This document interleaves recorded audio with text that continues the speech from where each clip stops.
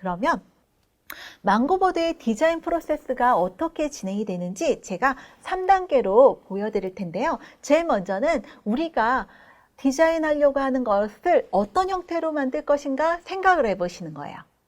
만약에 나는 내가 어떤 공원에서 이렇게 놀고 있는 사람들을 이렇게 표현을 하고 거기에서 알뜰장터라는 이런 컨텐츠를 만들어 보고 싶다. 그러면 공원이라는 이미지를 생각을 하시는 거예요. 그 다음에 거기에서 놀고 있는 사람들, 공원에서 즐기는 사람들을 생각을 해보시는 거죠.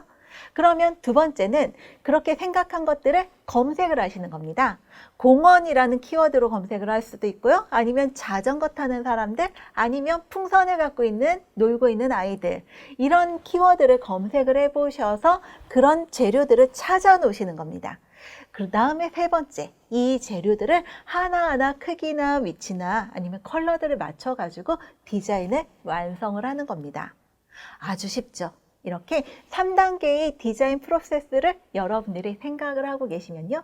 디자인이 훨씬 더 간단하면서 쉽게 된다라고 마음을 놓으실 수 있을 것 같아요. 방금처럼 이렇게 생각을 하고 우리한테 주어진 어떤 주제를 어떤 형태로 표현을 할 것인가 연상을 한번 해보시고요. 그 다음에 검색을 해보시고 이걸 맞추는 과정. 이 세 단계를 가지고 망고보드에서 디자인을 시작을 하시면 됩니다. 그러면 망고보드에는요, 회원이 총 5가지의 회원이 있습니다. 망고보드라는 프로그램이 웹 기반의 프로그램이기 때문에 웹사이트에 접속을 해서 이 회원을 가입을 해야 되는데 체험하기라는 걸 통해서 회원가입을 하지 않고 시작을 하실 수도 있어요.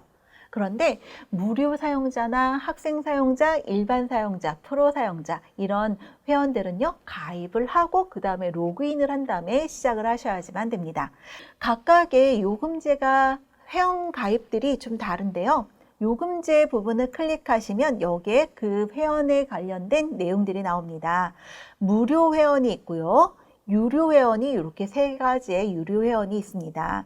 그런데 여기에서 보시면요. 무료 회원도 충분히 사용할 수가 있는데 2가지가 우리가 기억을 해야 되는데 워터마크가 나옵니다. 그 다음에 기능에 제한이, 그러니까 저장하실 때 개수 제한이라던가 저장 공간의 제한이라는 이런 제한이 있습니다. 그렇기 때문에 무료로 사용을 하시는 분들도 꽤 많이 계시는데요.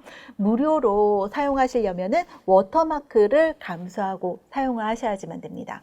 그 다음에 학생일 경우에는 이 학생 계정을 사용하실 수가 있고요. 일반 계정, 프로 계정 이렇게 사용하는데 소규모 사업장일 경우에는 일반 계정으로 사용하셔도 되고요. 크기가 규모가 있는 업체일 경우, 회사일 경우에는 프로 계정으로 사용을 하셔야 되고 프로 계정은 개수 제한이나 저장 공간의 제한들이 거의 없고 그 다음에 동영상이나 음악을 업로드하거나 폰트를 업로드하는 이런 좀 다양한 혜택들이 주어집니다. 그런데 여기에서 보시면요. 개월이라고 되어 있는 부분을 기간 선택해서 사용하실 수가 있는데 일주일 분으로 사용할 수도 있고요.